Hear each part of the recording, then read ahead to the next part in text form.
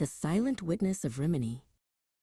In the sun-drenched city of Rimini, the air was thick not with the scent of the sea, but with the heavy fog of doubt. Anthony had traveled far to speak of faith, but many hearts had grown cold and skeptical. He walked through the narrow streets, his simple robe dusty from the road, carrying a message he knew the people were not yet ready to hear. Among the crowd was Bonvillo, a man whose clever words and sharp wit had led many away from the old ways. He stood on a stone pedestal, mocking the idea of the divine presence. When Anthony approached, Bonvillo pointed a finger and laughed. "If your God is truly present in a piece of bread," Bonvillo challenged, "then let the animals prove it, for men are too easily fooled." Bonvillo proposed a test. He owned a sturdy mule named Mallow, known for her strength and her even greater appetite. "I will lock Mallow away," Bonvillo declared to the gathering crowd. "For 3 days and 3 nights she shall taste neither hay nor water. On the 3rd day we shall see if she chooses your living bread or a pile of fresh oats." While the city buzzed with gossip about the wager, Anthony retreated to a quiet chapel. He did not spend the 3 days worrying about the outcome or the mockery of the skeptics. Instead, he fasted and prayed, asking not for a personal victory, but for a sign that would open the eyes of the people he had come to serve.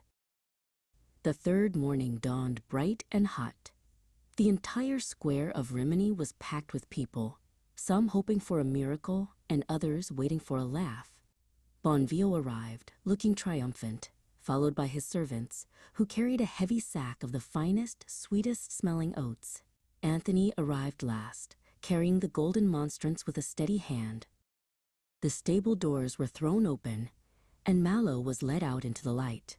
The poor creature was weak, her ribs showing slightly, and her eyes wide with hunger. Bonvillo's servants quickly poured a large mound of golden oats onto the ground, directly in front of her nose. The scent of the grain filled the air, and the crowd gasped. Anthony stepped forward, his voice clear and ringing across the silent square. He held the monstrance high, the golden rays of the vessel catching the midday sun. He did not look at the oats or the mocking crowd. His focus was entirely on the humble service he was performing. "Mallow," he said softly, "behold your creator." The mule, Mallow, stood frozen between the 2 choices. On one side, the food that would end her physical suffering and satisfy her intense hunger. On the other, the silent presence held by the friar. For a heartbeat, the only sound was the wind. Then, Mallow turned her head away from the pile of oats, ignoring the food entirely. To the astonishment of every soul in Rimini, the starving animal did not just ignore the food. Mallow slowly lowered her front legs, bowing her head until her nose almost touched the dusty ground. She knelt in a posture of perfect, silent adoration before the Blessed Sacrament, as if she understood what the men around her had doubted. The silence in the square broke into a wave of hushed whispers and then tears. Bonvillo fell to his knees beside his mule, his pride shattered by the simple faith of a beast. He looked up at Anthony, his eyes filled with a new light.